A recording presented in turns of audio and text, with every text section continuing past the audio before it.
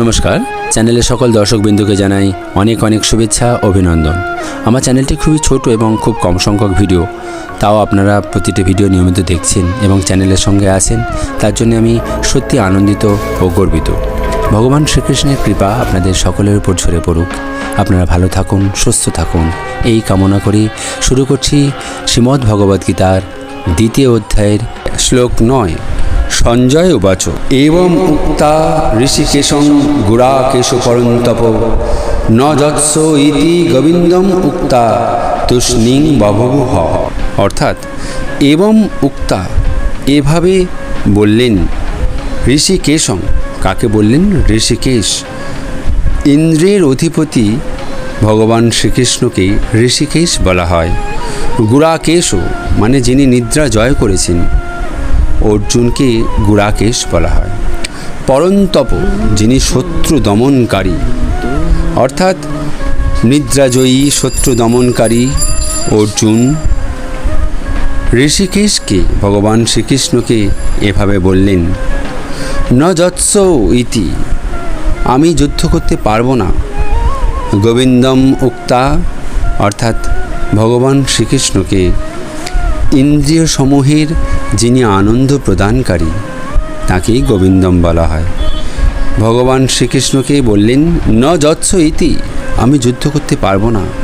তুষ্ণিং বভবু হ, অর্থাৎ এরপর কথা বলে তিনি নীরব হয়ে গেলেন। এই শ্লোকের তাৎপর্য হলো এই, অর্জুন যুদ্ধ না করে ভিক্ষাবৃত্তি অবলম্বনপূর্বক জীবনযাপন করবেন, একথা শুনি ধৃতরাষ্ট্র হয়তো মনে মনে আনন্দিতই হয়েছিলেন। কিন্তু অর্জুন হচ্ছেন পরন্তপ, অর্থাৎ শত্রুর বিনাশ।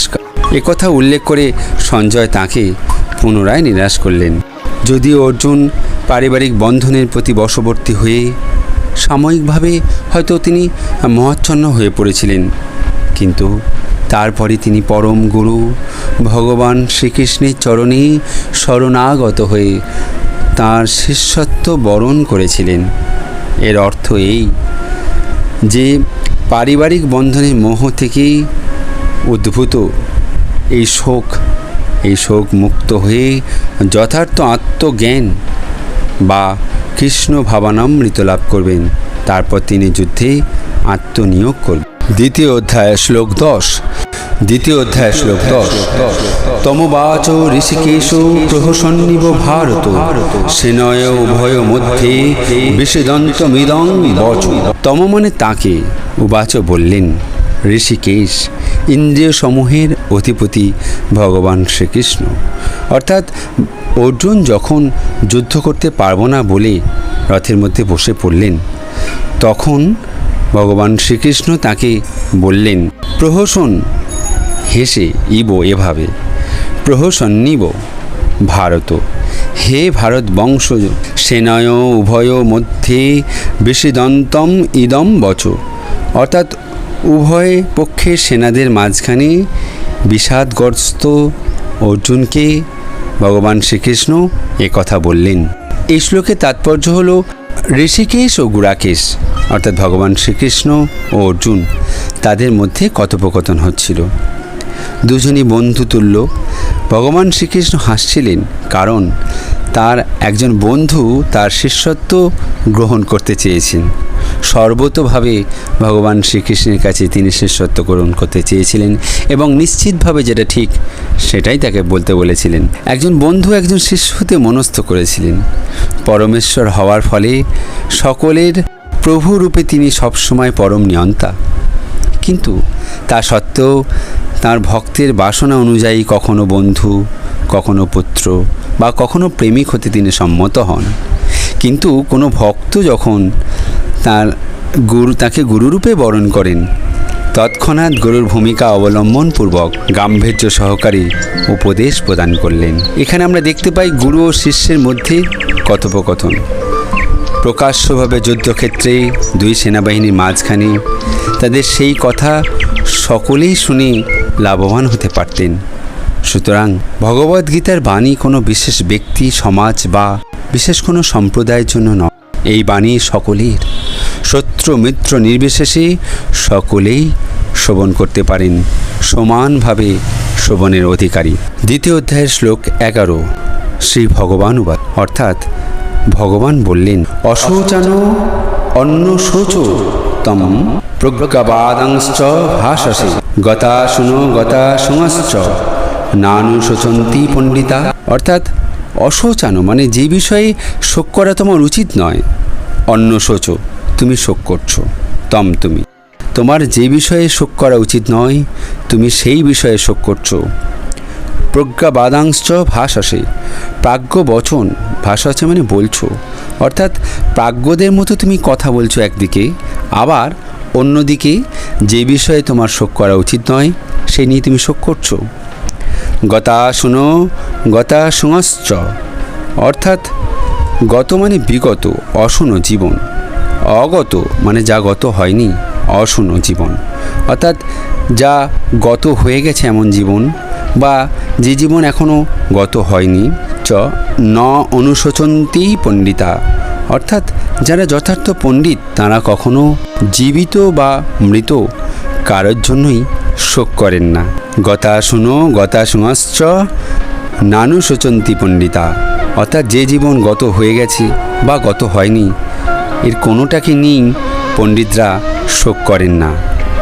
এই শ্লোকের তাৎপর্য হল এই, ভগবান অবিলম্বে আচার্যের ভূমিকা অবলম্বনপূর্বক পরোক্ষভাবে অর্জুনকে মহামূর্খ বলে শাসন করলেন।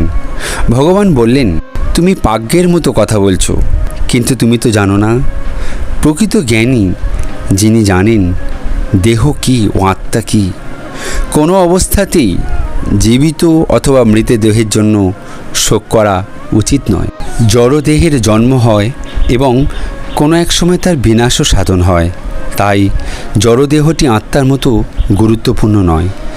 যিনি এই বিষয়ে অবগত তিনি প্রকৃত জ্ঞানী এবং তিনি কোনো অবস্থাতেই জড়দেহের জন্য শোক করেন না।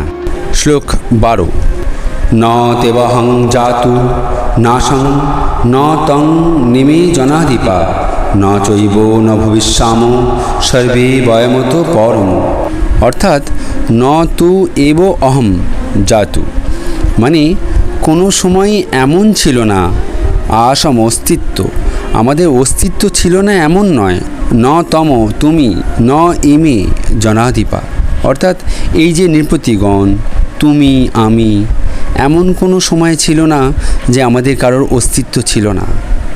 এব অবশ্যই ন তেমন নয়, ভবিষ্যাম ভবিষ্যতেও আমাদের অস্তিত্ব থাকবে, সর্বে সকলের, বয়ম আমাদের, অত পরম পরবর্তীকালে, অর্থাৎ তুমি আমি এই রাজাগণ সকলেরই আমাদের আগেও অস্তিত্ব ছিল, এখনও আছি এবং ভবিষ্যতেও আমাদের সকলেরই অস্তিত্ব থাকবে।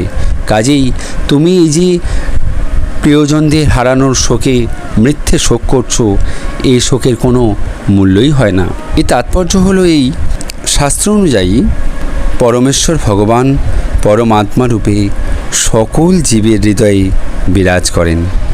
কেবলমাত্র মহাত্মা যারা তারাই অন্তরে ও বাইরে এক পরমেশ্বরের সন্ধান পান, তারাই বুঝতে পারেন তাদের হৃদয় জুড়ে সেই পরমেশ্বর ভগবান বিরাজমান, যিনি এই গোটা জগতের নিয়ন্তা, এই জগতের সর্ববস্তুর মধ্যে সকল জীবের মধ্যেই যিনি বিরাজমান, সেই পরমেশ্বর ভগবানের তারা সন্ধান পান, দর্শন করেন এবং পূর্ণ ও শাশ্বত শান্তি লাভ করতে পারেন।